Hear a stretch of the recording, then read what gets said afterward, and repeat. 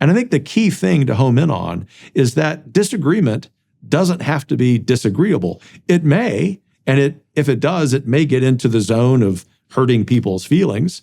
But as I've mentioned to more than one student in my teaching career, I don't mean this to be offensive, but I care a lot less about your feelings than I do about your pursuit of truth.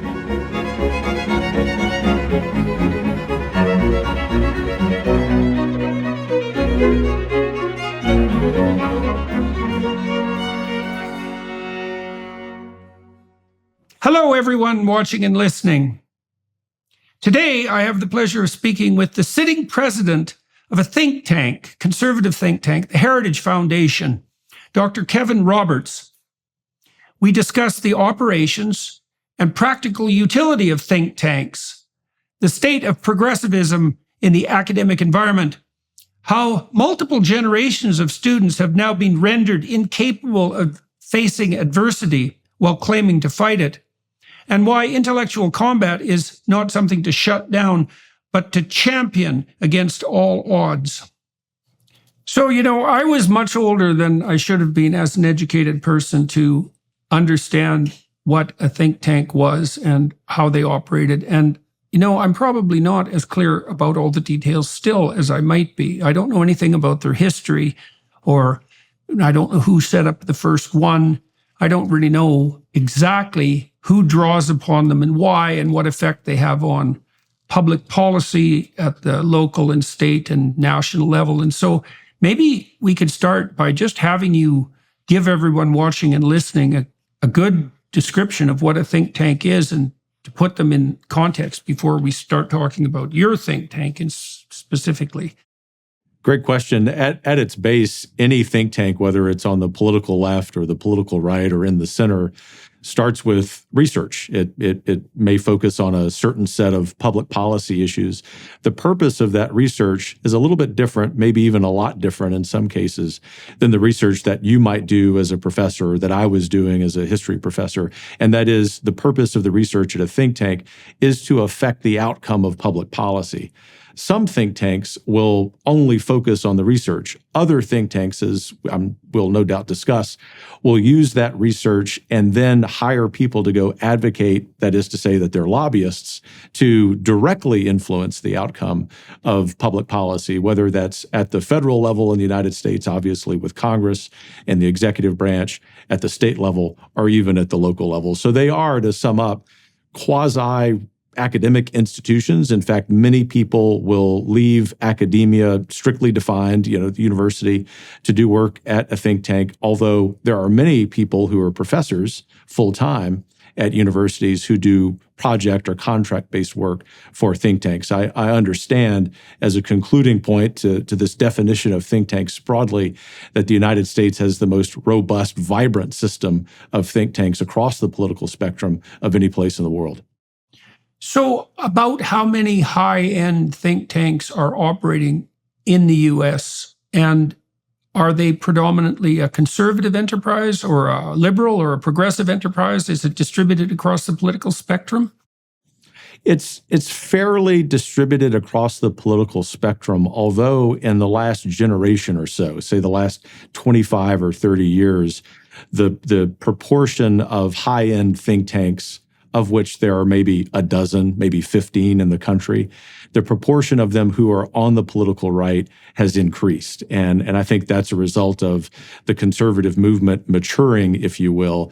Many, if not most, of these think tanks are based in Washington, D.C., although a couple of them are based elsewhere in New York. There are some think tanks on the right, including one that I used to lead that's based in Texas. There's a growing number of state-based groups that are affecting not just their own state policy, but also federal policy. So, it also may be that there's been a need for conservative think tanks to emerge because, as is well known on statistical grounds, rather than merely being a consequence of a conspiracy theory, there are virtually no conservatives in universities at the faculty level, and certainly vanishingly few in the social sciences and the humanities, which is where most of the research that pertains to policy would otherwise be conducted. And so you could imagine that the establishment of private enterprises that are devoted towards research on the conservative side might do something to redress that imbalance. And I understand that Heritage Foundation, of course, certainly plays that role. Do you think that's also a contributing factor to the emergence of the conservative think tanks in the U.S.?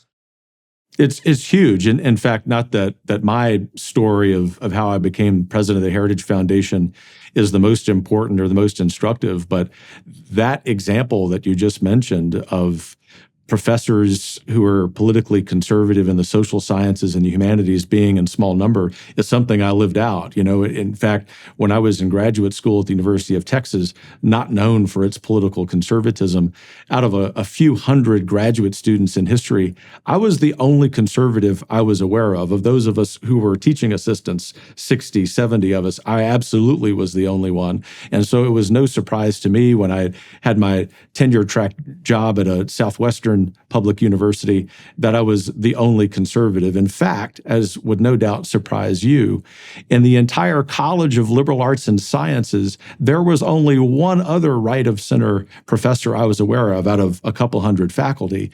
And so the relationship between that fact, that reality, and the emergence of a growing number of conservative think tanks is very direct, because many of us have said, forget the mistreatment, which is not an overstatement, of conservatives in the social sciences and humanities and public policy. We're just going to go directly or work directly for these public policy organizations, especially those that want to work on higher education policy or education policy writ large. Mm-hmm. So I'm going to ask you a bit of a meandering question. It's partly a description of how I became aware of political corruption in the social sciences enterprise. So I trained as a clinical psychologist and a clinical researcher, and that's actually a very different discipline than social psychology. And so social psychology is at the intersection, let's say, of sociology and psychology. It focuses on the effect of group affiliation, let's say, on psychological processes. And it's a radically leftist subdiscipline. And I would say it's quite corrupt. And one of the ways I discovered that corruption was by beginning to investigate the technical structure of the belief system that makes up progressivism or left-wing thinking, especially left-wing authoritarianism. And as I delved into that, I learned, much to my shock, I would say, that there was an insistence among social psychologists and then everyone that was influenced by them that there was no such thing as left-wing authoritarianism, that authoritarianism in and of itself was only a conservative phenomena and a right-wing phenomenon, and I really couldn't understand that at all, because the evidence that there's left-wing authoritarianism, to call it compelling is to say almost nothing. I mean, you could make a very strong case, although it's a vicious battle, that left-wing authoritarianism has been responsible for more misery and death in the 20th century than right-wing authoritarianism. It's a rough contest, but when you have someone like Mao on your side on the left, it's difficult to defeat him on the brutality scale. And, social psychologists didn't begin to admit that there might be such a thing as left-wing authoritarianism literally till 2016. And we did some of the first research in that area. So one of the things I'm wondering about is what, if you can pull yourself out of your conservative proclivity, let's say, and your role, at least in part as a lobbyist, what did you see when you were operating within the university system that indicated the danger of an academic system dominated not only by liberal individualists, let's say, but even more particularly by so-called progressivists? What did you see that doing to disciplines? Say, you could speak more particularly to history, for example. Sure. Well, I'll start with an anecdote from the time when I was a young tenure track but still untenured professor, which and you understand the vulnerability I had, especially given how outspoken I was in this episode. But then I will also speak to something that has happened in my field, which is early American history, but in particular, African-American history. And for people who are listening to us, I'm decidedly a middle-aged, bald white guy, which means that I could no longer, according to the powers that be in academia, be a specialist or an expert in African-American history. But let me start with the aforementioned anecdote. This was about roughly 20 years ago. I forget the exact year, but President Reagan had recently passed away. And my colleagues in the history department decided, now remember, as I've mentioned a few minutes ago, they're all big libs. They decided they were going to host a symposium about Reagan's legacy. And they were going to spend some money to market this around our campus. And, prudence probably suggested that I just keep my mouth shut. But I just thought, while I don't think anyone's perfect, Reagan was a great but not a perfect president, there simply was not going to be a fair, objective assessment of his legacy as president of the United States. And so I talked to my other conservative friend, the other conservative in the College of Liberal Arts, who was an economist. And I said, well, let's go join this panel of 4 historians and let's offer a balanced opinion. Those 4 other faculty members had no reason to do anything other than proceed with their conversation. But because of the scheduled appearance of the 2 of us as conservatives, they canceled it.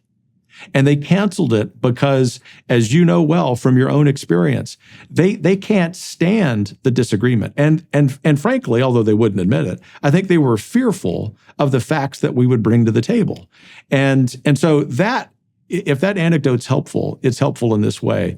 That is just emblematic of everything that's wrong with university.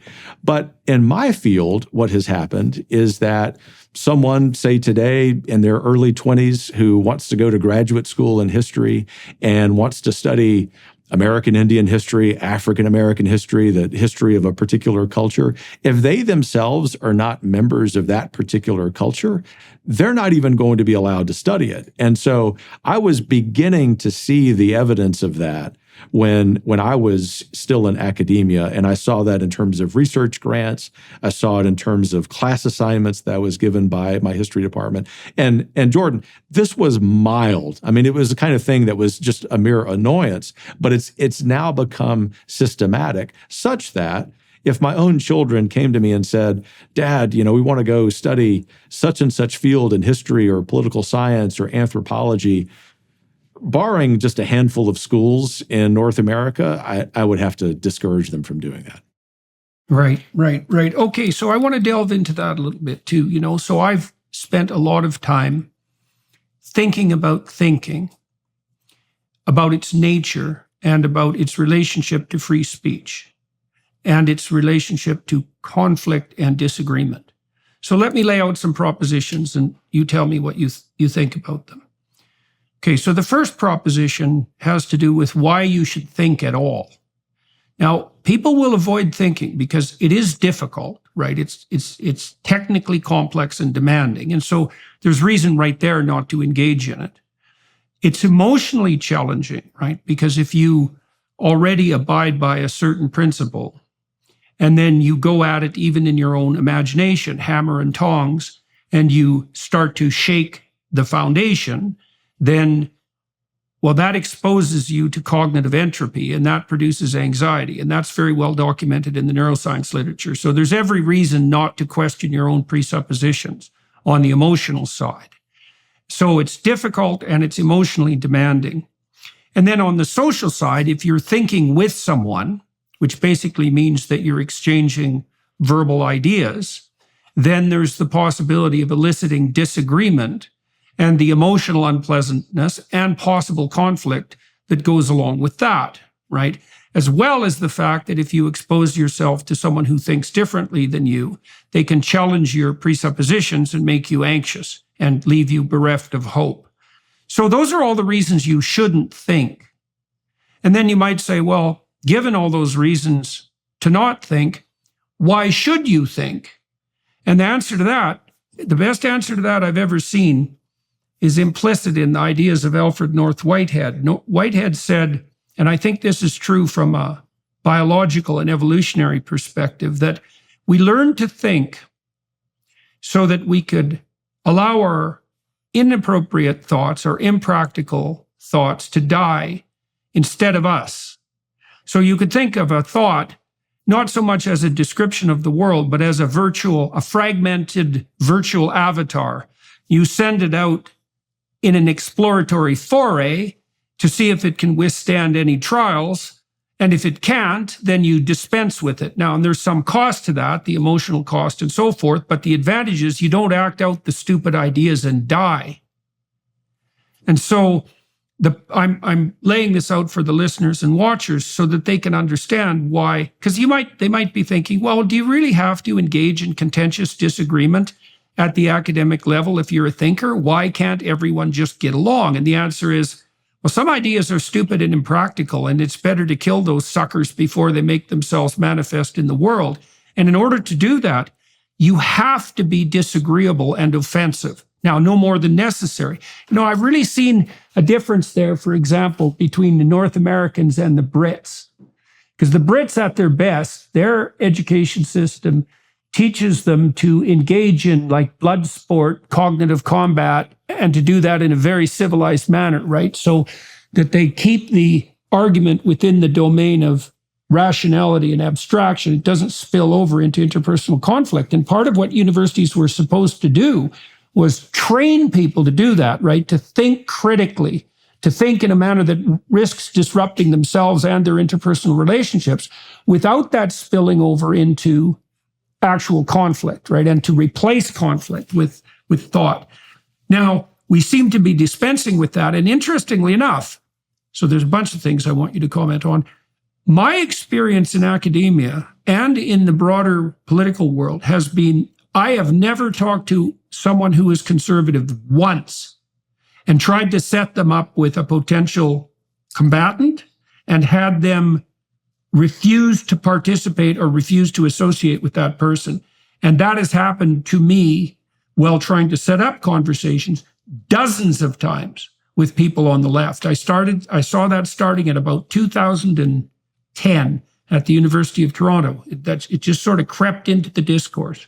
So maybe I could get you to comment on the necessity of combat in thought, but then also I'd be interested in your ideas about why this proclivity to cancel seems to be so manifest on the left. You'd expect there to be right-wing, tightly bound right-wing thinkers who were also inclined to cancel and shun, but that hasn't been how it's been manifesting itself, at least for the last 15 years.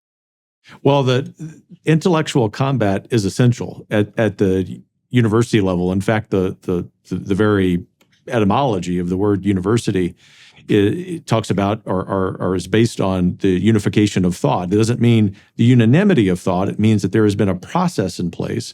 By the way, I agree with you, exemplified by British institutions and British scholars on the left and right toward whatever capital T truth is.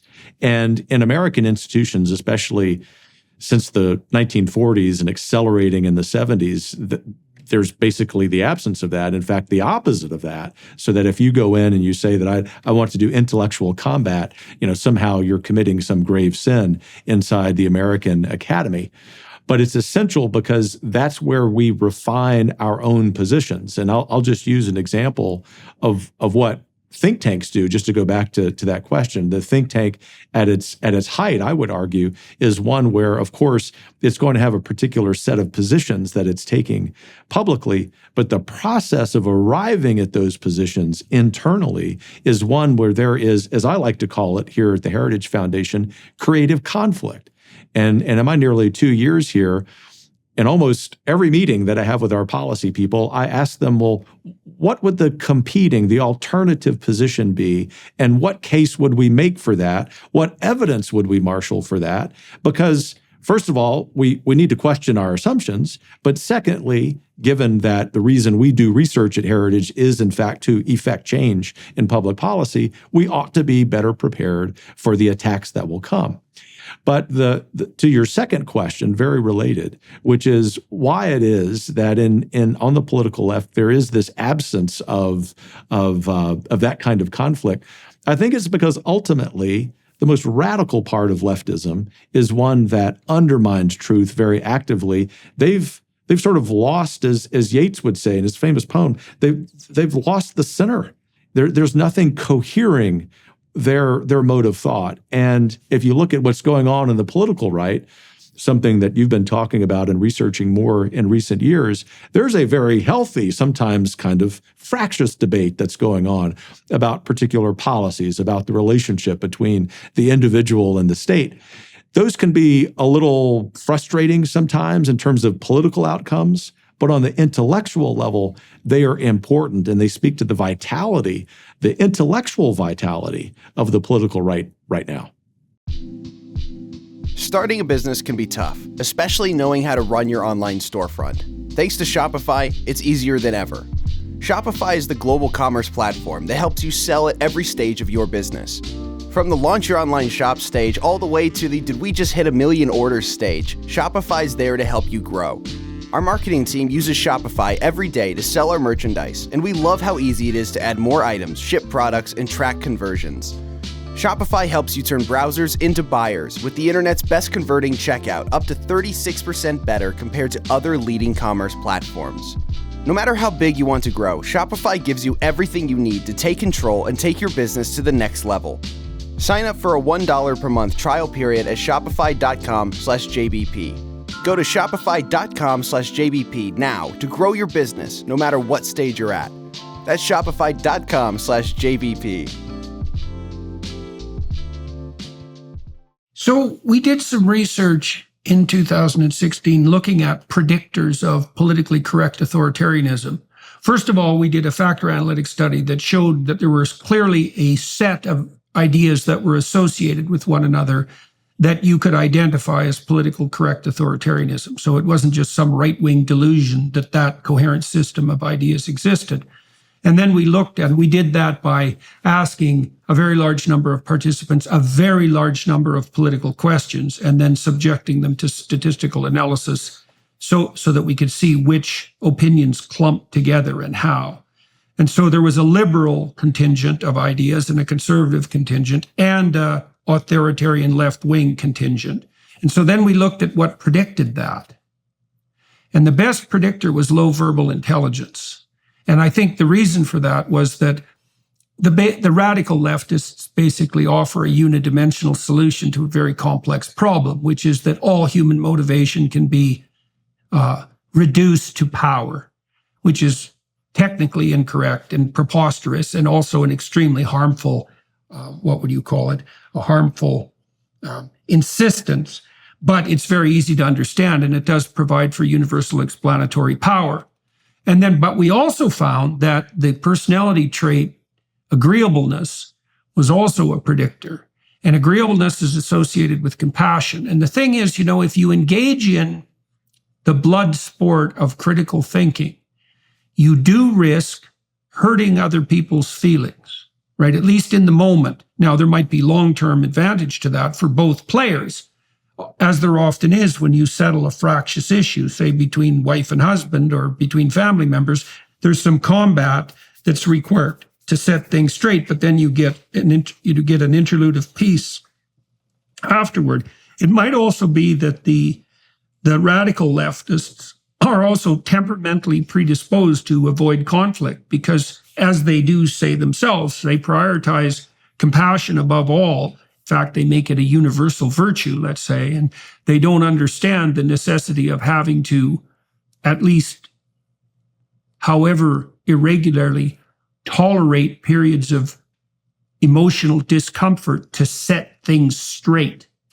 So, I've been trying to puzzle out. Liberals say they don't like borders because they're high in openness, they're creative, and they're low in orderliness. So they don't necessarily find satisfaction in keeping things in their proper place. So that's part of the reason they have a hard time drawing borders and distinctions, So it's why the moderate leftists, I think, have a hard time contending with the radicals.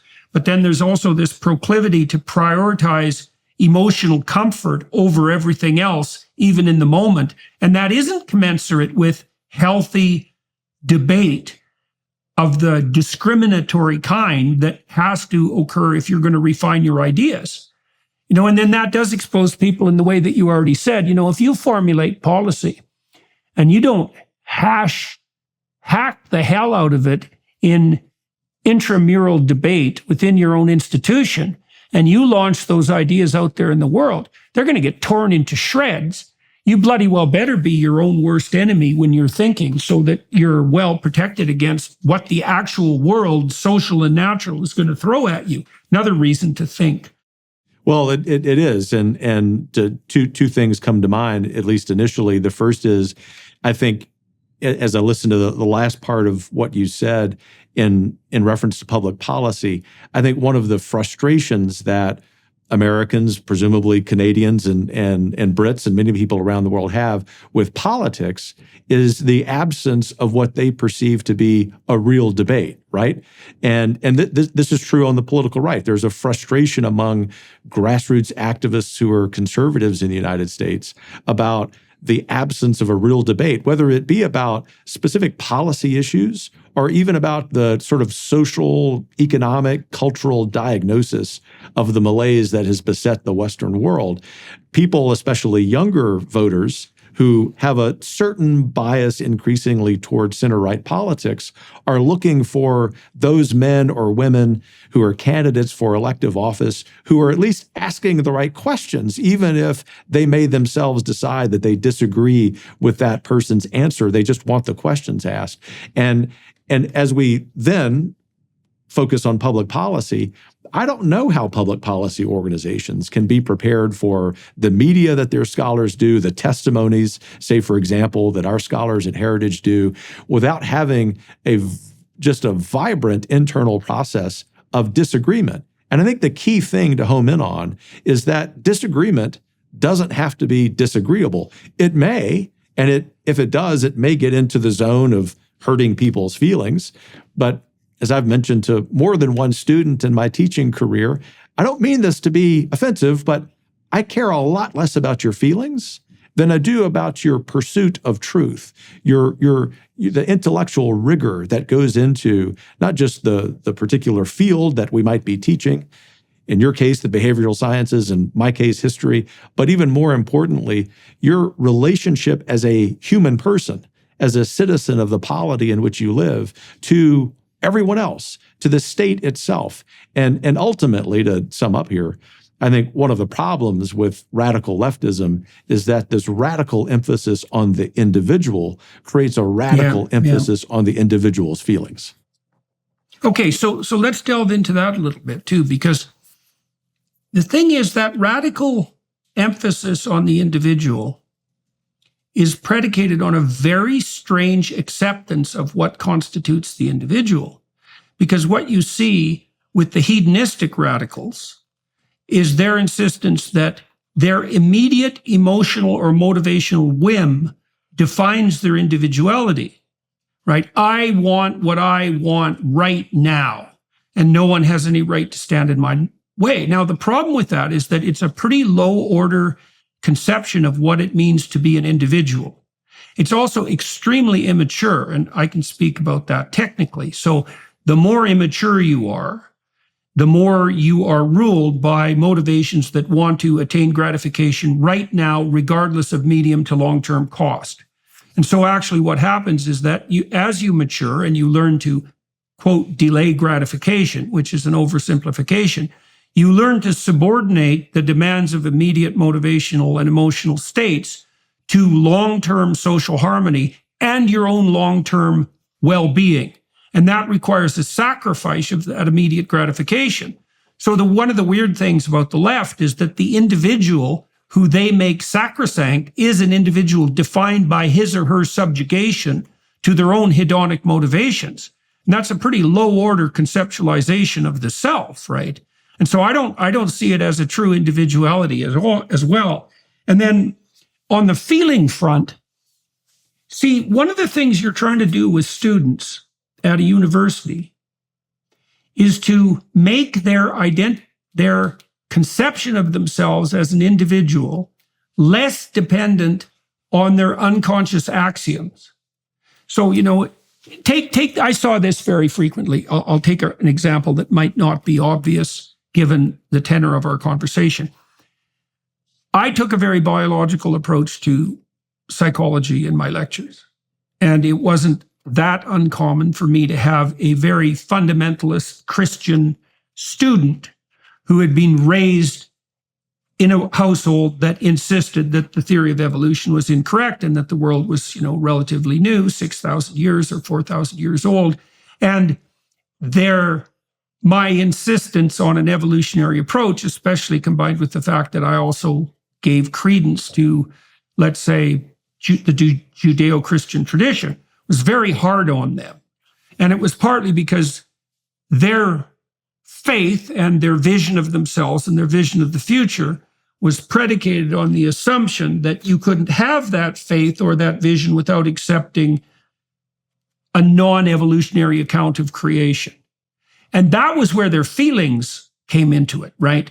Because by upsetting that presupposition, that risked exposing those students, they risked exposing themselves to anxiety and hopelessness.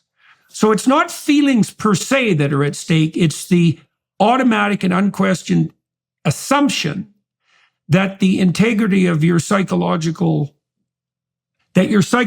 integrity rests necessarily on the acceptance of certain axioms. Now, when you go to university, those axioms are supposed to be questioned. Now, and what that implies is that you help the student replace their self-conceptualization. They stop seeing themselves as the static adherent of a set of dogmatic beliefs, and they start to see themselves as someone whose stability is partly predicated on their ability to dynamically transform and to learn and to engage. So they become more of a dancer than a rock, let's say. And a good university can guide them through that process so they don't identify with those dogmatic ideas to the same degree. They can detach themselves from the ideas, and that also can help them allow the necessary death of their stupid ideas to occur without undue psychological suffering. Right. And that's the debates you have in seminars and so forth are practiced for that, right? Under relatively civilized conditions where the stakes are comparatively low. And now we've insisted that everybody become a delicate snowflake and that you're never to step on anyone's toes. And all we're doing, as Greg Lukianoff has demonstrated quite clearly on the clinical front, all we're doing is removing the possibility from our students of exposing themselves to the sort of challenges that would actually make them strong.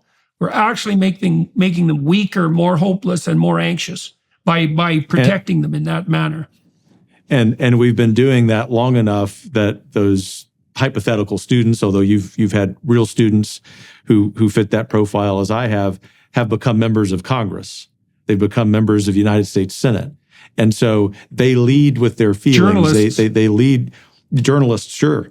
They lead with the belief that you can't even ask them a fair but difficult question. And that, of course, is exacerbating the problems that we see in the political sphere.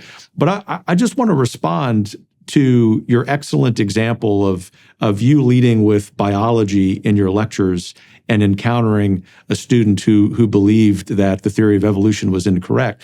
As you may remember, I've founded and then led another college of faith, founded a K through 12 school, and there, because it was a classical, great book school, and we had our particular faith dogmas as a Roman Catholic school, we made sure that our students were in classes that were questioning those assumptions, even about our faith, before they went into apologetics. So even for someone who is a very devout member of a particular denominational faith, it doesn't mean that we should be hostile to the hard questions about what we believe. In fact, speaking as someone of faith who believes in the mysteries of my faith, we ought to really encourage that. And so that's a way of saying that even for those of us who are politically conservative, perhaps religiously conservative as well, that we ought not develop the same hostility to this creative conflict, these questions about the assumptions of our belief that the left, of course, personifies every day.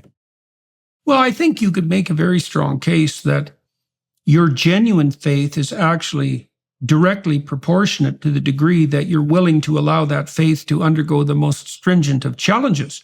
I mean, if you have to hide away and never be, called to account for what you presume, there's no faith there. There's just a blind abandonment of reason. And the necessity of hiding from reality in order to keep those axioms intact, right? I think this is partly why, for example, there's a powerful biblical injunction in the New Testament to do what you can to even love your enemies, which is a hell of a thing to ask, But if you understand that one of the advantages to adversarial enmity is the refining of your own beliefs, then you can also understand how it might be possible, if you could manage it, to welcome the most dreadful of challenges in the hope that, see, I thought about this in terms of, you remember in the Genesis story, when Adam and Eve are barred from paradise, God places cherubim at the entry to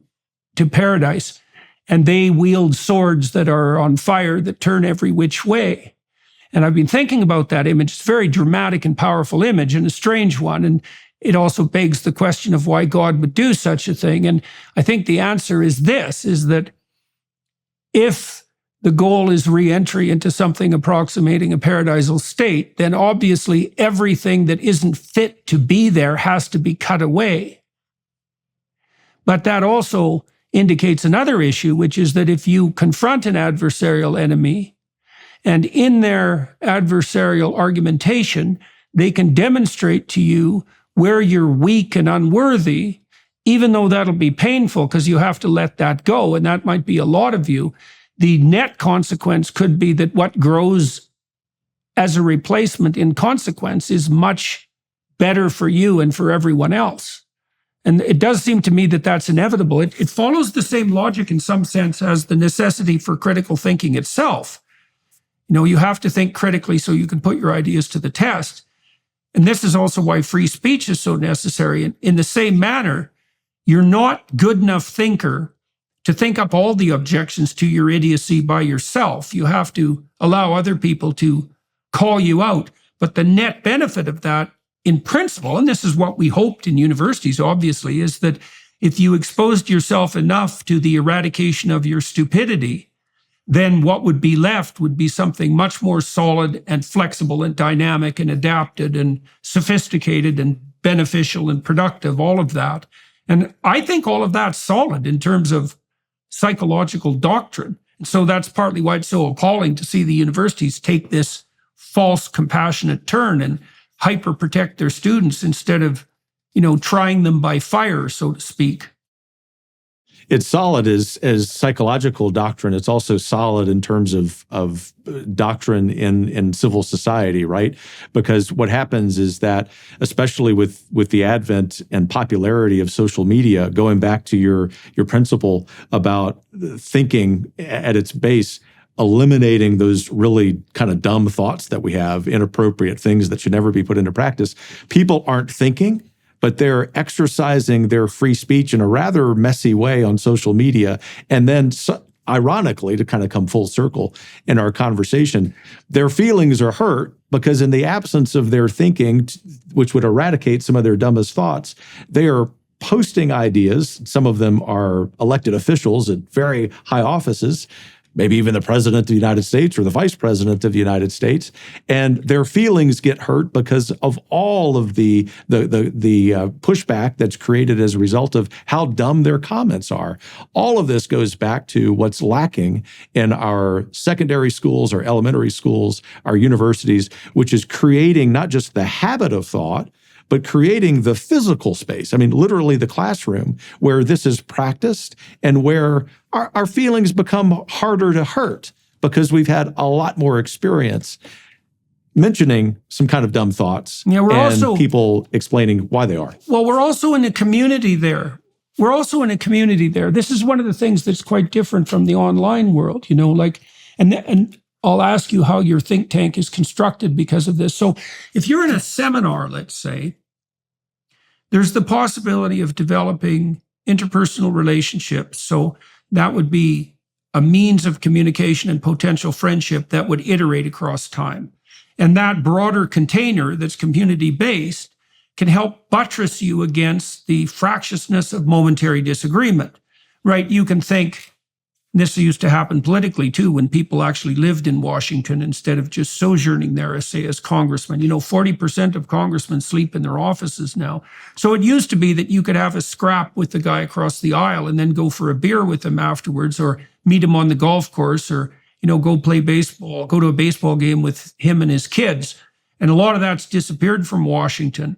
Partly the problem with the online discourse is there's no community of reciprocal interaction that binds people together. At the same time, the expression of their random opinions divides them. And so I wanted to ask you about that on the think tank front.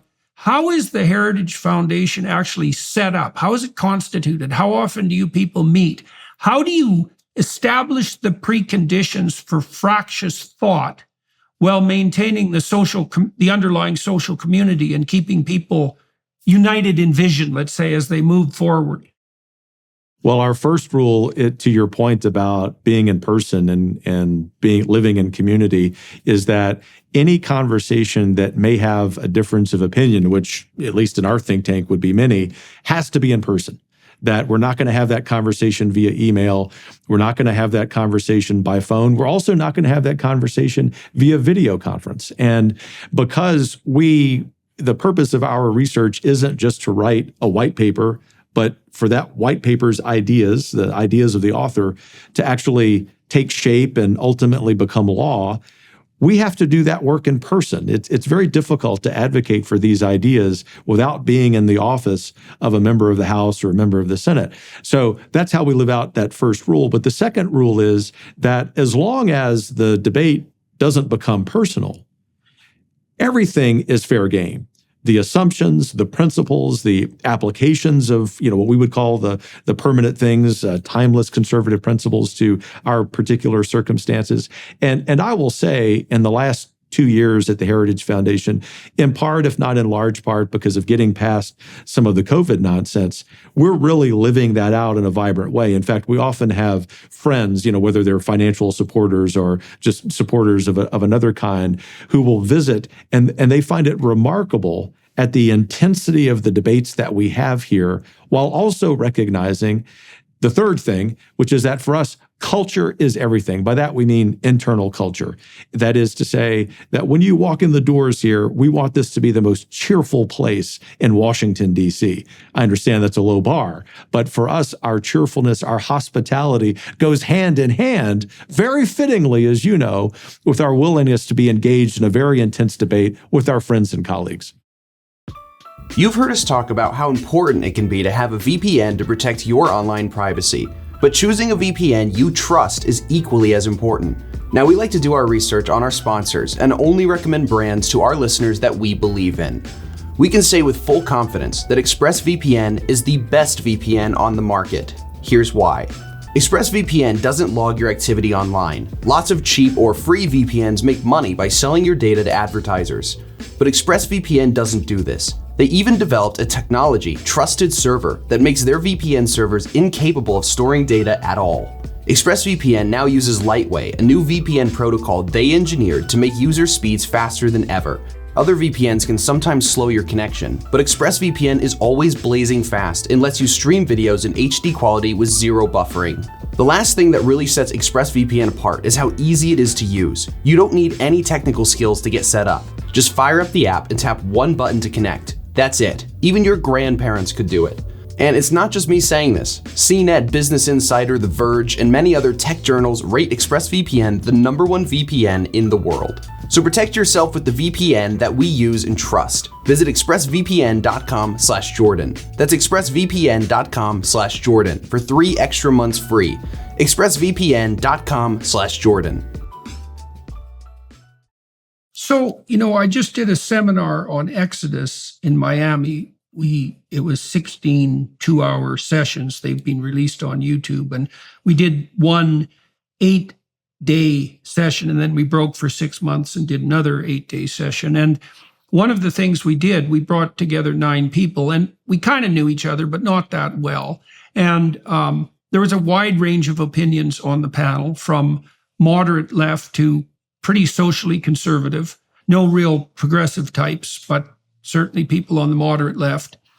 And we found we were really attempted to be hospitable to all of our guests. So in addition to having the seminar lay itself out for 2 hours each evening, I hosted people continually at an Airbnb that I rented there, and we barbecued together, and I rented people some jet skis, and we had some fun, and like each night was a party. And at the same time that was happening, I was also, we were walking through Exodus and through other elements of the Old Testament, and I was struck by the immense emphasis in those texts on the absolute sacred nature of hospitality, right, as a duty.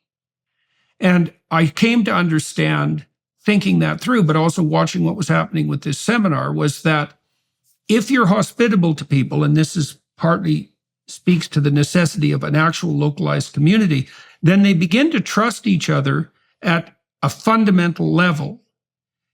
There's a core of consensus and trust there, mutual regard for mutual well-being, that then enables experimentation to take place at the cognitive fringes in an atmosphere of trust, right, and humor. And so I've really been struck in Washington. I've been talking to people there, people involved with the presidential prayer breakfast, and one of the things they've said repeatedly is that the civil society in Washington has broken down in the last 4 decades, partly because of virtualized communication, so people don't have to be present, partly because under Newt Gingrich, there was incentives for congressmen to spend more time in their district and less time in Washington, which might have had some benefits, but also helped undermine the Washington society because of the difficulty in having congressmen bring their entire families to Washington for what can be a relatively brief career, right? They have to disrupt the career of their spouse, for example. And so and so many of them, as I said, don't even have apartments in Washington now. They don't make friendships or establish social relationships, even with the people in their own party, much less talking across the aisle to Republicans, for example, if they're Democrats.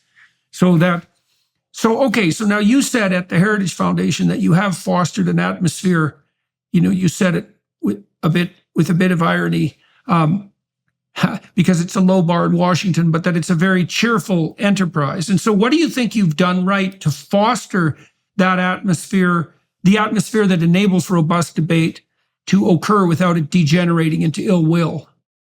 Well, the most important thing is that our mission, which is focused on revitalizing self-governance in this country and across the world, is very unifying and motivating. And so the people who want to work at Heritage are people who are animated by that. And our selection process of how we hire someone, whether at the junior level or the senior level, is not just about philosophical or political alignment, but it's as much about cultural alignment. That is to say, a lot of the interview process is focused on how this potential colleague is going to fit into our process of creative conflict. And that creative conflict, as we've discussed, being something that never swerves into the personal and is so focused on the ideas and our love for the ideas.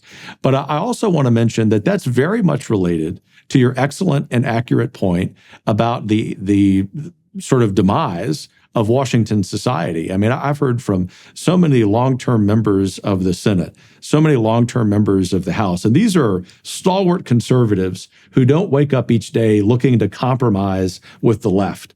They say that they and their spouses have seen a huge deterioration in even members of the Republican Party spending time together. Now, as you said, there are certain benefits to that, being home in your district or your state, but there are also benefits to the people who do the good work in Washington, D.C., and there are some to having community.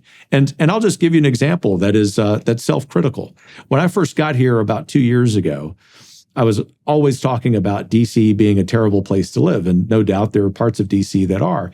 But at the same time, sometimes in the same paragraph, I was encouraging relatively young conservatives to join our presidential transition project, which we call Project 2025. And one of them mustered the courage after one of these talks to come up and say, Kevin, Those two things don't go hand in hand. If you want people to leave their communities, their hometown, their lives, as they have established them wherever home is, and come to DC and, in your words, tithe 2 or 4 or 8 years to the next conservative administration, maybe Heritage needs to spend some time helping to revitalize that society, helping to revitalize that community. And that was a really good constructive criticism that we've taken to heart because of the culture that we have here at Heritage. Yeah, well, it points to a broader problem, too, I would say, on the conservative side, practically and philosophically. I mean, there are plenty of reasons for conservatives, for example, to engage in the kind of dialogue that we've been engaging in this conversation, for example, to level substantive criticisms at the universities as institutions. And of course, we've taken the odd side shot at the Washington establishment, let's say, in the political process per se. And that's very problematic on the conservative side, because the progressive mantra is that all institutions are so corrupt they should be demolished and replaced. And to the degree that conservatives engage in incautious social critique, it seems to me that we play, to the degree that I'm a conservative, into the hands of those very progressives, right? And it begs another question, too, is that,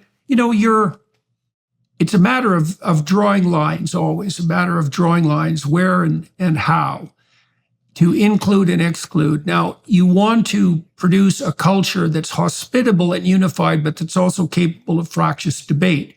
And you said that precludes, for example, hiring people who are of the progressive left. How in the world do you think you manage to determine when it is that someone has ideas that are sufficiently different and novel so that they can add to the utility of the fractious debate, but not so disruptive and novel that they violate the tenets of the community? And that would allow, if you answer that, that would also allow you to expound on the central ideals of the Heritage Foundation. You said revitalizing self-governance is part of the Heritage mission. And I assume that the people you hire have to accept the validity of the central message, at least, right? There's got to be some core axiom that unites everyone. But how do you differentiate? Well, how do you solve that conundrum? And what do you think? What is the central axis around which the entire Heritage Foundation rotates, let's say? What are you guys aiming at and why? Yeah, great question, especially as it relates to hiring people, which we've been doing a lot of over the last couple of years because of growth.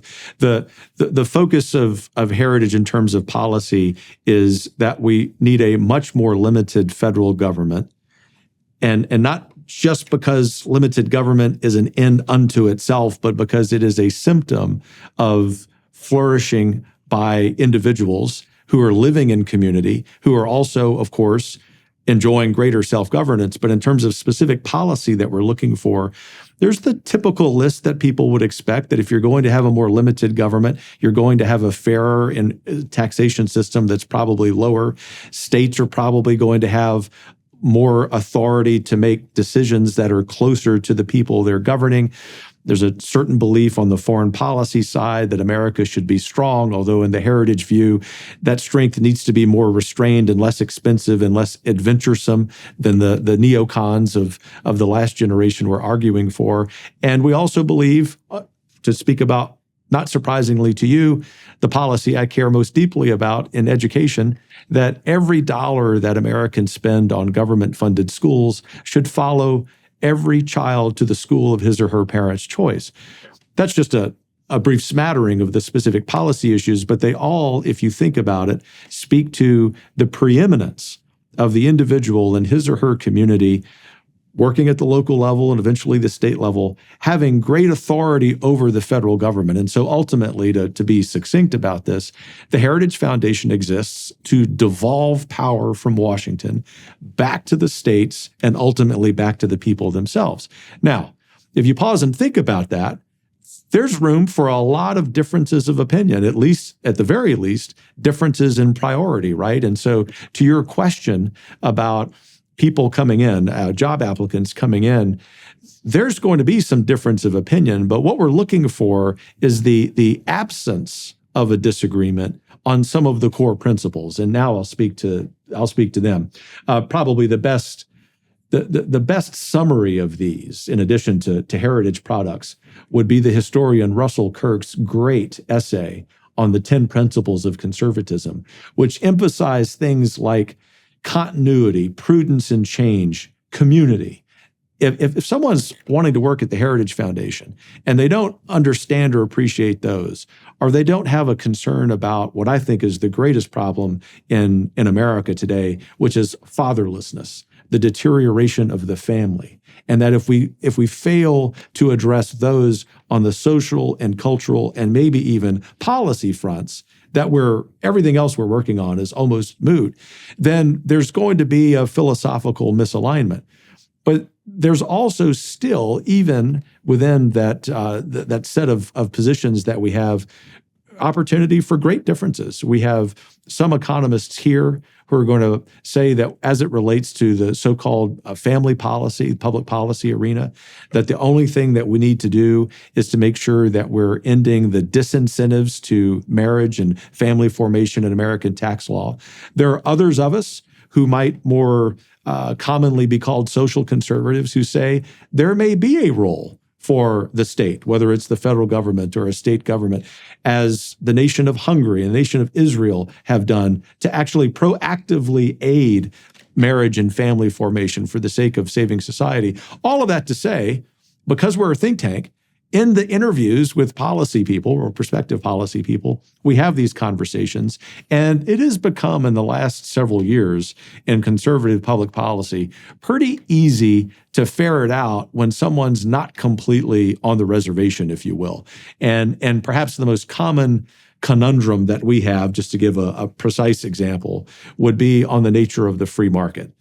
For so many years, I mean, my entire upbringing, to be conservative was to believe that the free market was some sort of altar, that in fact, free market belief was tantamount to being conservative. And while the free market is a good, free market is a symptom of a healthy society, healthy families, good public policy. It isn't the end unto itself. And so I mention that example because it's the most common conversation that we have internally when we're interviewing potential policy colleagues, but also when we're having conversations internally about how to help the American political right navigate this reality that so many leaders of the so-called free market aren't even in the free market themselves. And most leaders of Fortune 500 companies actually hate conservatives and hate conservatism. The Heritage Foundation is, I would like to think, leading the way and beginning to resolve that conflict. Okay, well, I have a bunch of questions about that. So the first comment in question, I suppose, is one on the strategic front.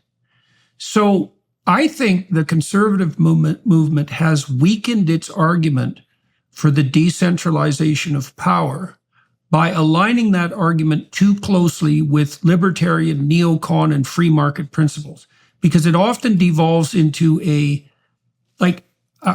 proclamation that a government that's too large is too dangerous, which I do believe, but that's not the crucial issue as far as I'm concerned, that if the government was smaller, the tax burden would be less. If the tax burden would be less, that would be better because people should be economically free, and they should be economically free because, well, because the society functions better when the free market is as untrammeled as possible. And so it's kind of in some ways, it's an Ayn Rand philosophy of, rugged individualism conjoined with libertarian admiration for the free market. Now, there are some problems with that. One you pointed to, and we'll get back to that later, I think, when we discuss neoconservatism. One is that the free market itself is probably not the only basis for an equitable and just and moral polity. It's not the thing that's at the bottom. And I think that's where the libertarian types have it wrong. And I think there are good reasons for that. But more importantly, there's a better reason to discuss the necessity of devolving power down the hierarchy to lower levels. The first thing I would say is it's not power. When we shouldn't use that language because that's the language the leftists use. It's meaning and responsibility. And those things are aligned. And so what happens, and I've really found this idea striking a chord with audiences that I've talked around the world, is that if you deprive people of local responsibility, you deprive them of all the meaning in their life. Because the meaning in their life is actually a consequence of taking responsibility for themselves, taking responsibility for their marriage, for their family, for their local community, for their business enterprises, for their town, for their state, for their country, in that order, right? And then maybe to God. And responsibility obtains at every one of those levels. That's the subsidiarity idea, of course. But the purpose for that is that if you devolve that responsibility down the hierarchy, you reinstill the meaning in people's lives, the meaning that sustains them through catastrophe. And so, because you got to ask, well, why should the typical young person listen to a conservative who says, well, you should take more local responsibility? Because it sounds like a lot of work, a lot of duty, and something that's not particularly hedonically gratifying. But if the answer is, well, if you forego that responsibility, you have nothing to sustain you when you suffer, and you forego the possibility of formulating the extremely tight and reciprocal social interactions that buttress you through life, and you deprive your life of intrinsic meaning, then that seems like a very bad idea for you. And I've found it's very striking everywhere I've gone to talk. If I make that connection between responsibility and meaning, the audiences fall completely silent. It always happens because no one, see, we haven't had a good discussion about the relationship between meaning and responsibility in the West for like 60 years, right? Since the mid 60s. It's been a long time. It's been a very long time. People assume that there's no meaning outside of a kind of a narrow hedonism, or that there's no meaning at all. And that's a very dismal set of propositions. And it is a weak place in the progressive enterprise, because sustaining meaning is found in responsibility and really in self-sacrifice, or at least the sacrifice of the narrow self. Now, this insistence that your enterprise has on this subsidiary vision, is that grounded at least in part in Catholic social doctrine? Because that principle of subsidiary, it is. Okay. Can you elaborate on that a bit? Sure. And the Heritage Foundation's non-sectarian, but we're animated by the Judeo-Christian intellectual tradition. And as we discussed earlier in reference to education, I'm Roman Catholic, but the effect of subsidiarity on Heritage's mission, of course, long predates me. We've been around 50 years. And it's just because it's a vital part of our Western intellectual tradition, as you explained so well.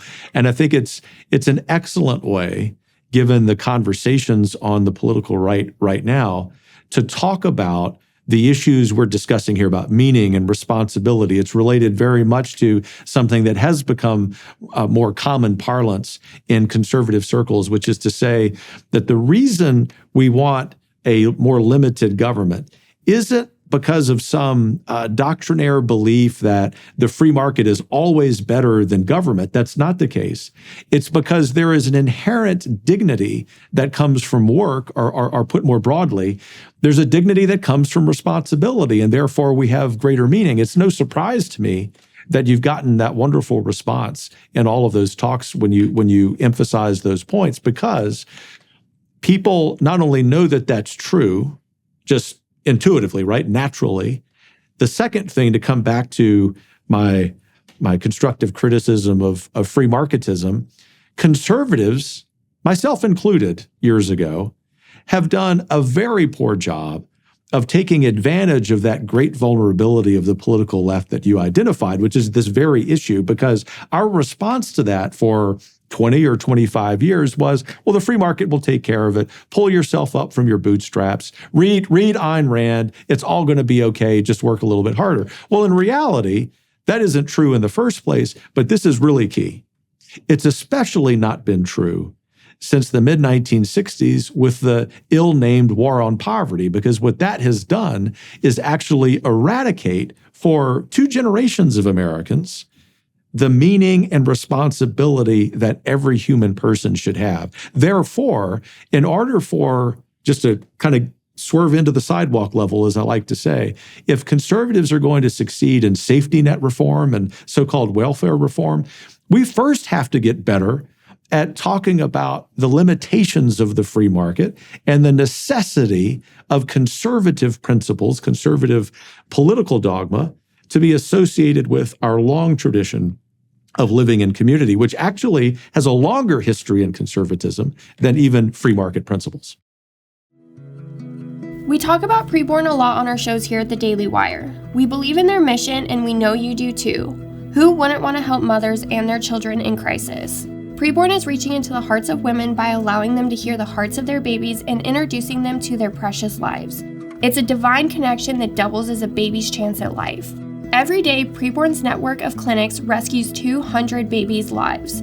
But it doesn't stop there. Your gift of $28 for a free ultrasound goes directly to women in need, and Preborn doesn't take any of that money. They independently fundraise for their team to continue to make a difference. They offer mothers maternity clothes, doctor's visits, and the help they need. All gifts are tax deductible and will go directly towards saving babies' lives. To donate, just dial pound 250 and say the keyword baby. That's pound 250 baby. Or donate securely at preborn.com/Jordan. That's preborn.com/Jordan. Well, that also points to a place where social conservatism and the more free market end of conservatism, the libertarian end, could be unified, right? So let's concentrate on responsibility for a moment. So I'm going to speak about that psychologically. So someone young might be thinking, well, why should I bear up under the load of additional responsibility? And I would say, well, responsibility is going to be a challenge.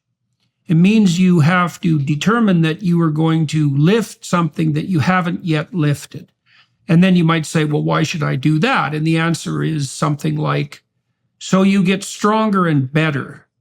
And so if you decide to take responsibility for yourself, then you put yourself through the paces that will discipline you enough so that all your idiocy and bad habits, all the ones that interfere with your ability to take care of yourself, disappear. Now, often students do that to some degree when they go off to university because they have to learn how to live independently, right? Which is a big part of what university does.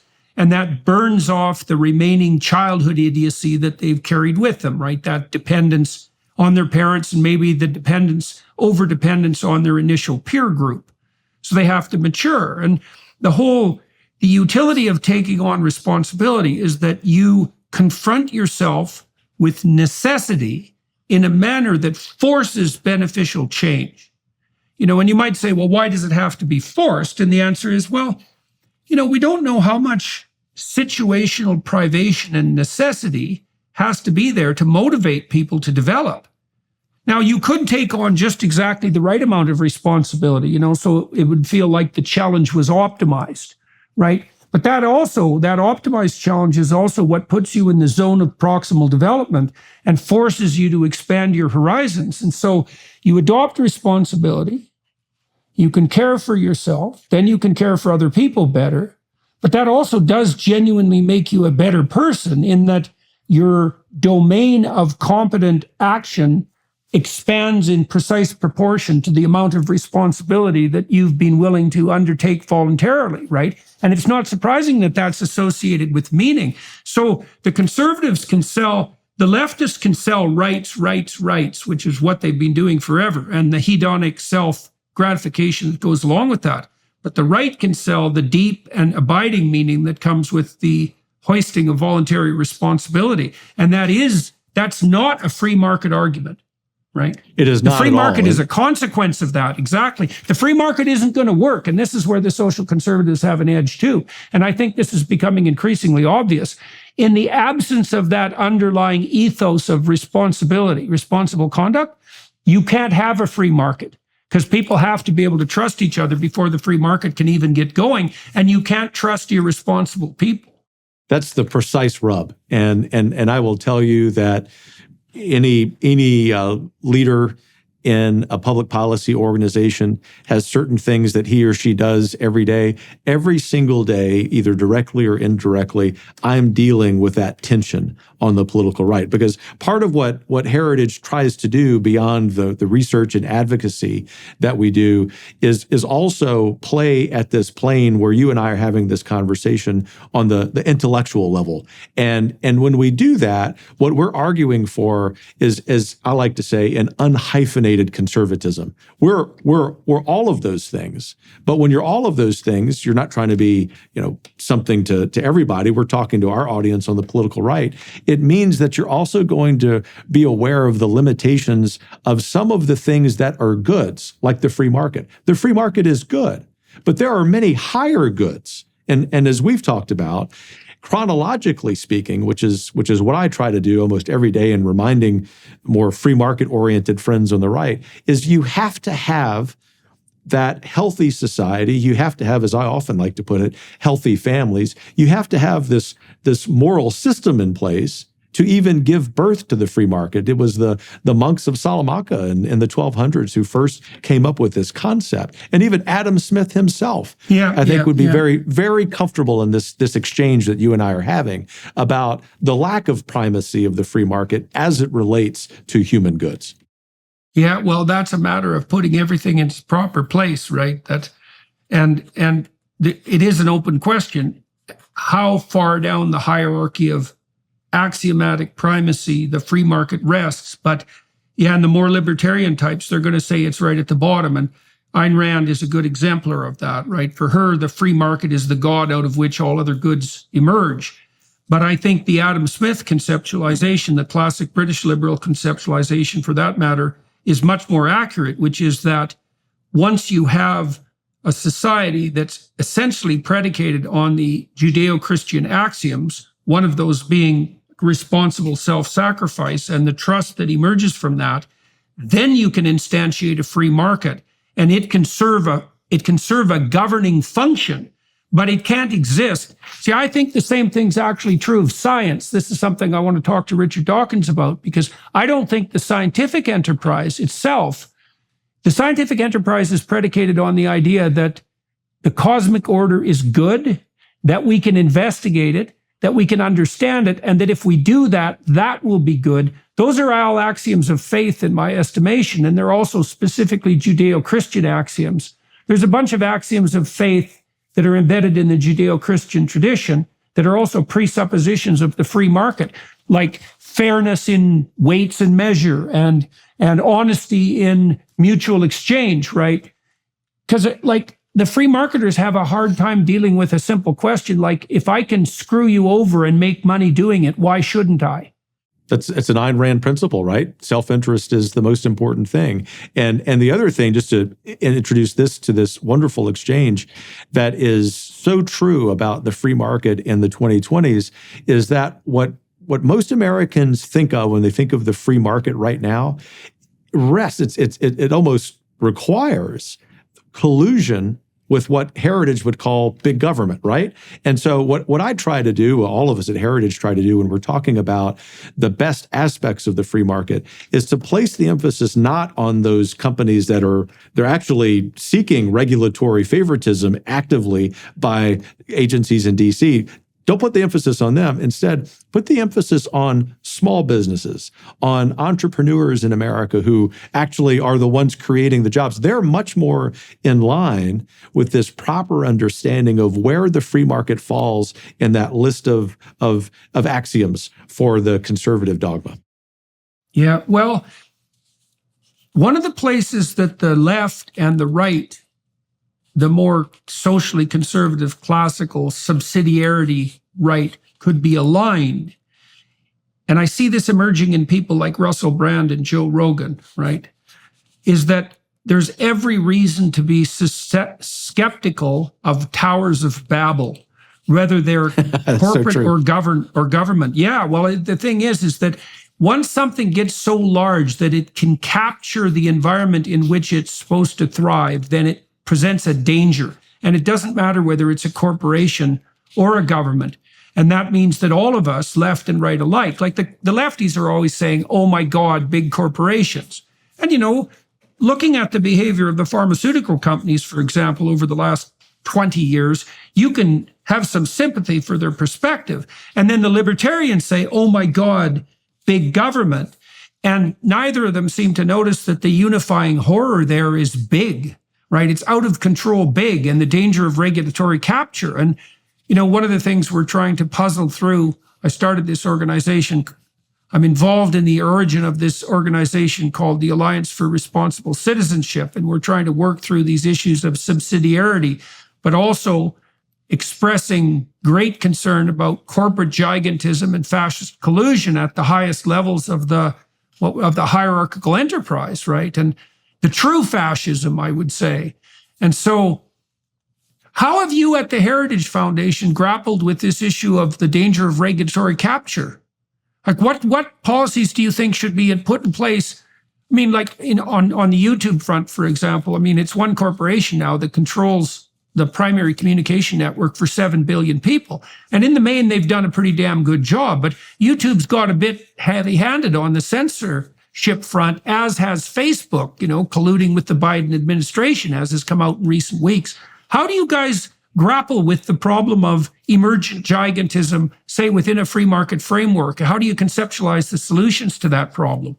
Well, three things come to mind. The first is, and I don't mean this to be just sort of academic think tank speak, it's really important on the political right for us to be doing this as a first step, because of this 30, 40-year long held position that the free market equates to conservatism, and that is to remind people that regulatory capture is a result of so-called, quote-unquote, free market leaders going to government and asking for favorable treatment.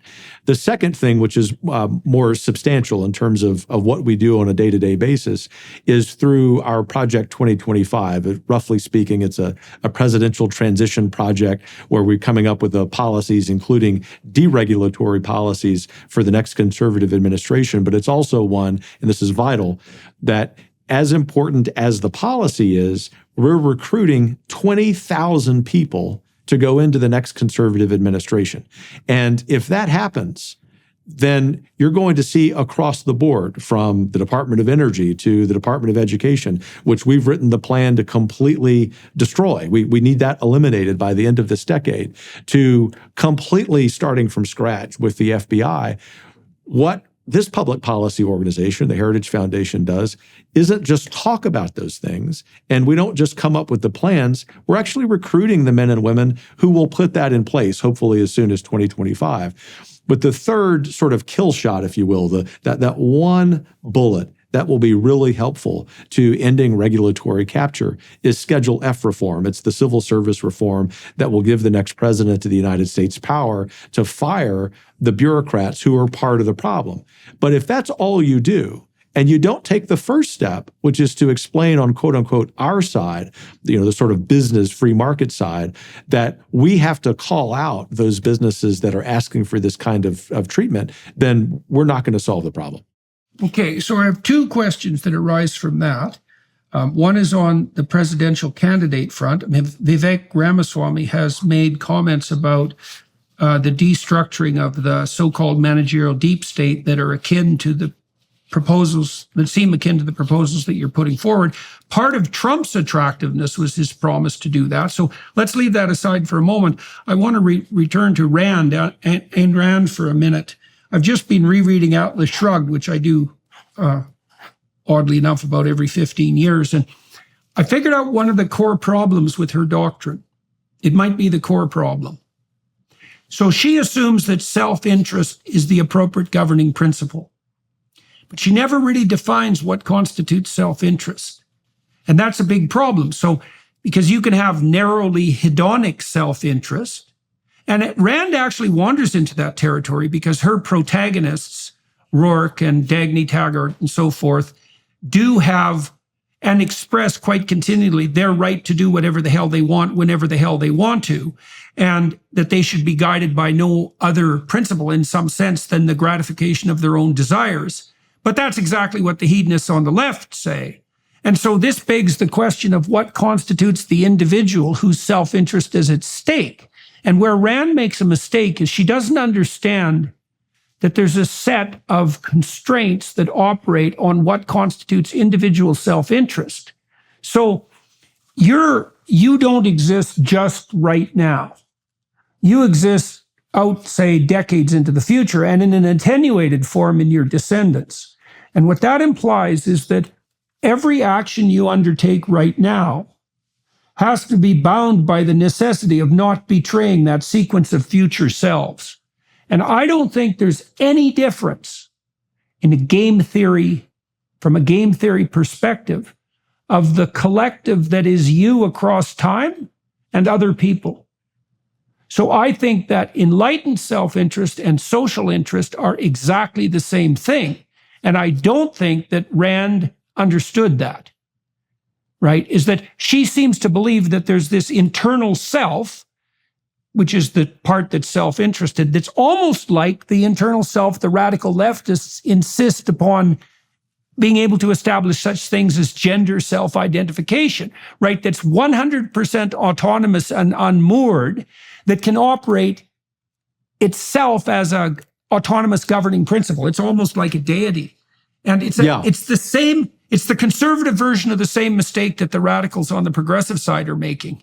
I think that's exactly right. In fact, you talked about you yourself rereading Atlas Shrugged. I do that with about the same frequency. And the last time I did, 3 or 4 or 5 years ago, it's because I had a junior colleague at the policy organization I was leading prior to being at Heritage, who was capital O objectivist. And I thought, well, let me reread Rand and see if I'm missing anything and be a good colleague, a good mentor. And I realized this actually, it sort of come full circle.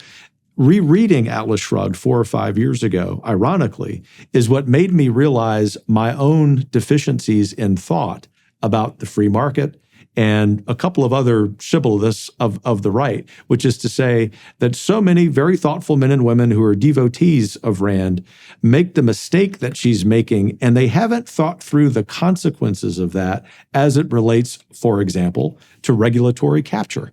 And so the exciting thing, this is all very troubling on kind of on an intellectual level, but the exciting thing is that we're finally having these conversations on the political right. And the exciting thing for us at Heritage, often referred to as a legacy organization, is that I wouldn't say we're necessarily driving those conversations, but we're very active participants in them. And that is to the extent that we've got credibility with people on the center right in America. We're lending that credibility to that conversation, which must happen in order to achieve the public policy ideas that we've had for a few decades. Well, the way that Rand maneuvers around the complexity of those questions, say with regards to regulatory capture, is that she attributes to her protagonists a kind of a vague nobility of character, right? So that it's distasteful for Rourke and Taggart, for example, to engage in any plaintive negotiations with government agencies, right? It's beneath them to ask for favors from government. But she never establishes why it's beneath them, right? It's vaguely associated in principle with their self-interest and their implicit heroism, but it's very difficult to derive that heroism from that narrow self-interest. And I think the reason it's difficult to do that is because it doesn't derive from that narrow self-interest. It derives from the necessity of a higher order self-interest that has the community as an intrinsic part of itself. And she's very weak on that front, right? Because her characters, Taggart's a good example, and so is Rourke. Rourke's in a very unhappy marriage, and Dagny Taggart is single. Those people aren't bound by, like, they're all noble individual heroes who stand alone.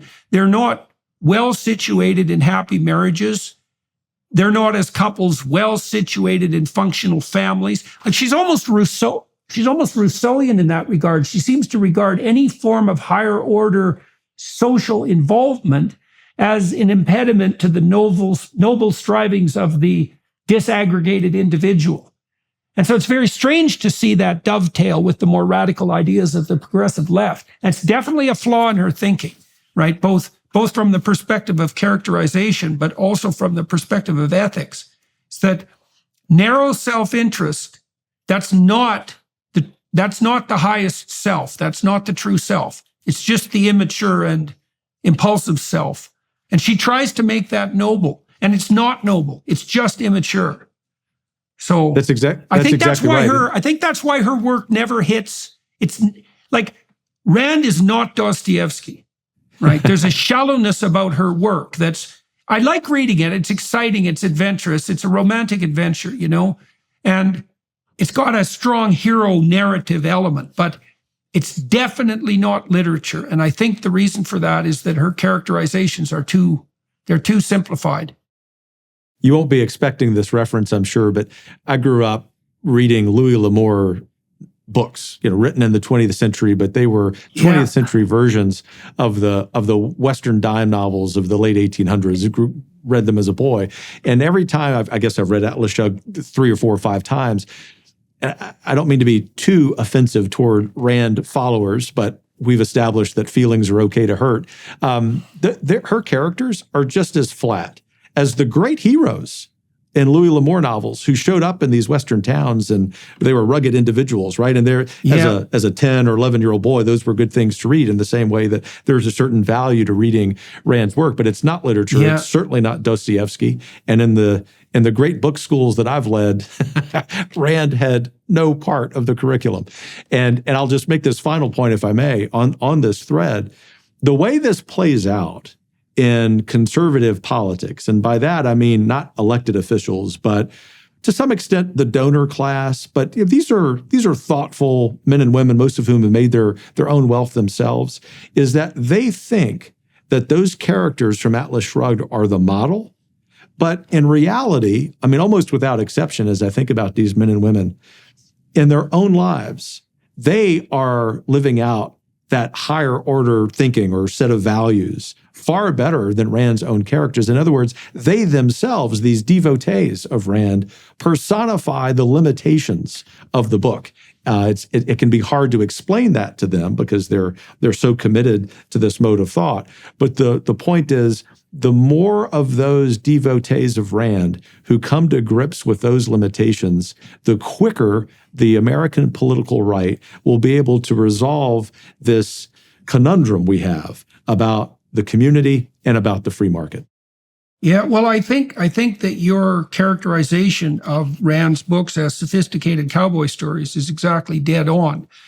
Because first of all, she was attracted to that rugged American individualism, not least because she was an escapee from communist hell. And so she had a reason to hero worship that pattern of rugged individualism. And it is associated in a genuine sense with the great American dream, which is a real phenomenon and something to be reckoned with. But the fact that her characters, and some of her characters, they're almost literal cowboys. I mean, in Atlas Shrugged, I can't remember the gentleman's name, but Wyatt, that's his name. He's even got a cowboy name, Wyatt. He runs a sequence of oil rigs and oil explorations in the frontier state of California, right? And he's definitely a cowboy in every sense of the word, and so are the rest of her male characters. And so you can also understand that admiration for rugged individualism has a place if the rugged individuals are already nested inside like a stable couple and a stable family and a stable community and so forth. If all those preconditions are met, then you should go out on your individual adventure.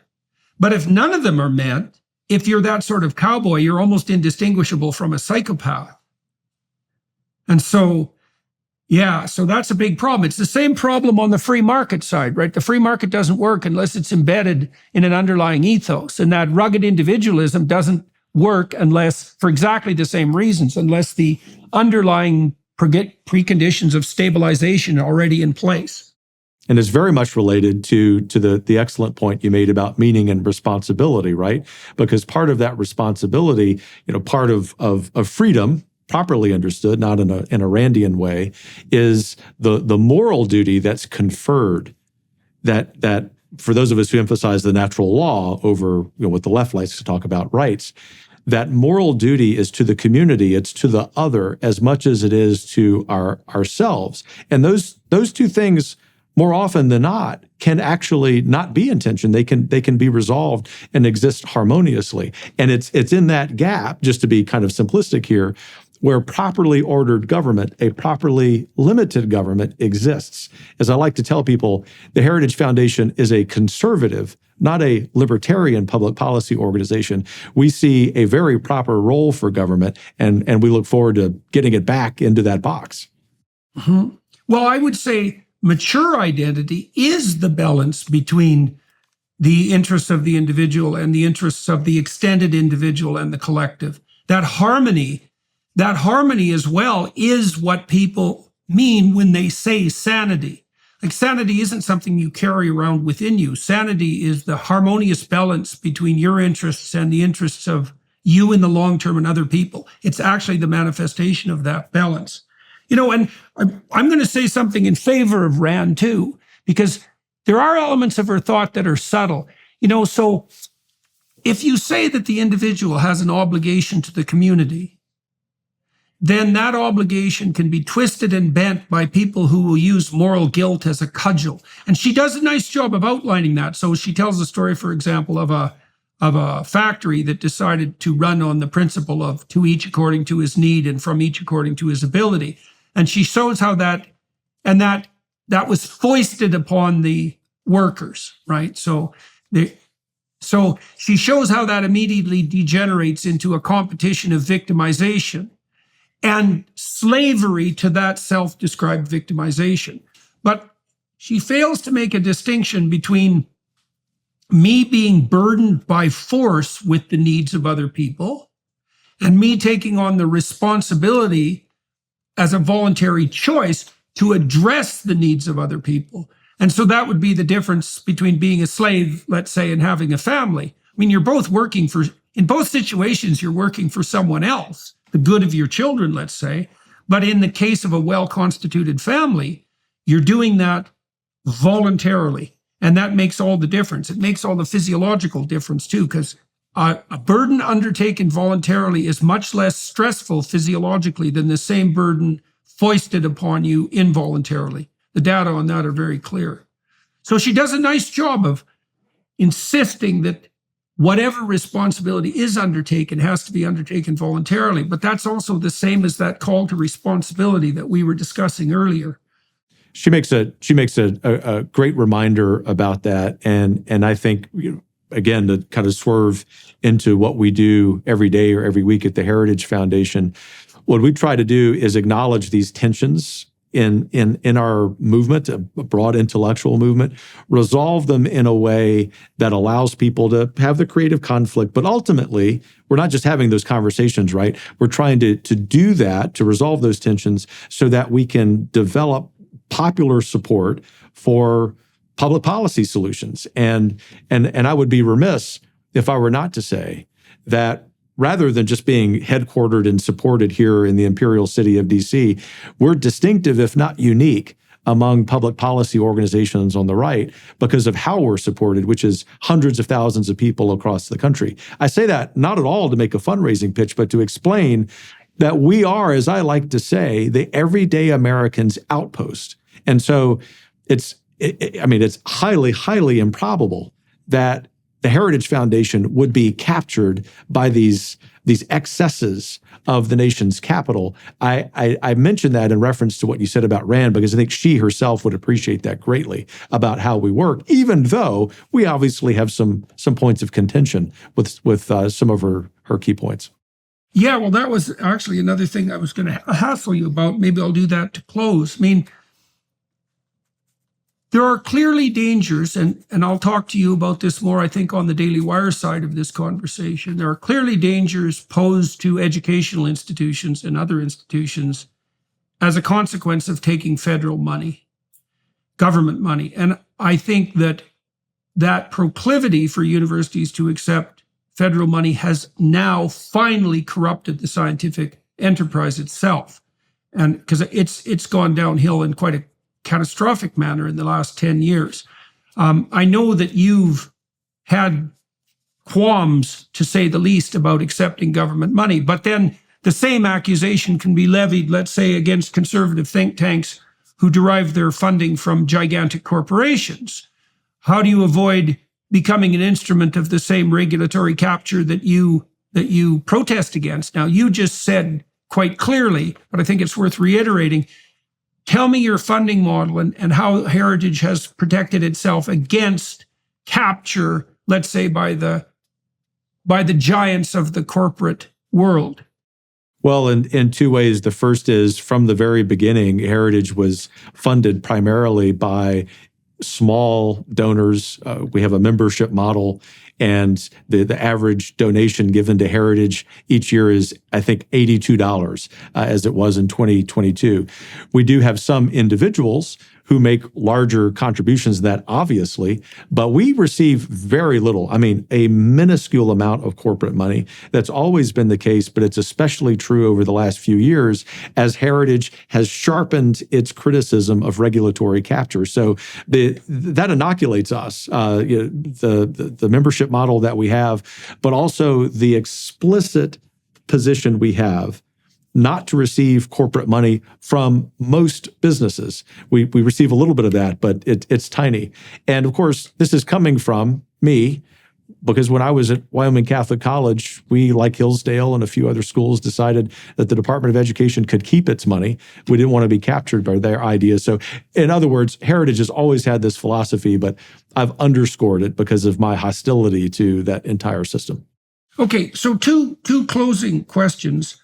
The first is, how has Heritage managed to fund itself successfully, given its unwillingness to rely either on government or corporate money? I mean, that's a lot of sources of money. Go on. How have you appealed to ordinary people, let's say, and why has that worked? And along with that, maybe you could explain to everyone what they would have to do in order to learn more about how the Heritage Foundation operates and to participate in that, if they, or at least to learn more if they chose to do so.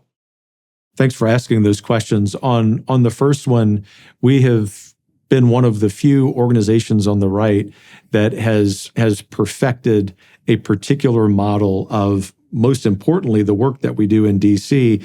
It's not for our sake, it's not for the sake of the researchers, the policy leads, but we really see ourselves as the advocacy organization for the everyday American. And when we're able to report successes in that realm, which we've been able to do a lot, and convey that to individual Americans through direct mail and all the means that organizations use to raise money, it's been extremely successful for us over many, many years.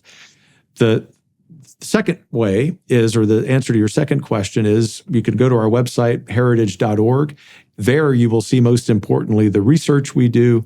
Also, we're very good, or we've become better, at giving individual Americans talking points, sort of messaging that's linked to that research, because we don't just want them to read the research, we want them to be part of the solution, right? We're not just here ourselves to do the work and then ask them to support financially what we're doing. A vital part of our business model, and it speaks to the success that we've had, is having individual Americans participate in what we do, such that 10 years ago we created our own kind of campaign arm, Heritage Action for America, which gives our enterprise the ability to do more direct lobbying, more involvement in particular campaigns. Most importantly, it also is the kind of currency that elected officials understand, which is the ability to, as is the parlance in our work, key vote a particular vote on a particular piece of legislation, yay or nay, and hold those elected officials accountable. They don't like it, but between the research that we have, the hundreds of thousands of supporters we have, and the power of that scorecard that we keep, we've become very influential in DC. As I like to say, we're sort of the people's advocate behind enemy lines. Okay. Well, I'll close with a question on that front then. There are a number of candidates for president on the Republican side. I have no doubt that your organization is watching that completely surreal race intensely.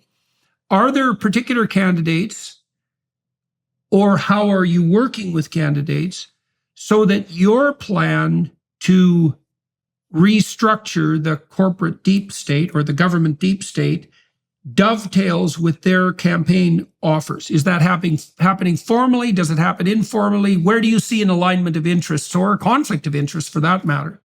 Great question. It happens both formally and informally. Formally, because of our tax designation from the IRS, we can't endorse in a political race, and so we don't. But that doesn't mean that we don't have any influence over it. And the influence that we try to have over it, I think we are, is in ideas and policy. And so I mentioned a couple of times earlier this Project 2025, the policies and personnel for the next administration. We have shared those policies with all of the major conservative aspirants, and for that matter, a couple of candidates left of center, including RFK, because we are ultimately nonpartisan in our text designation.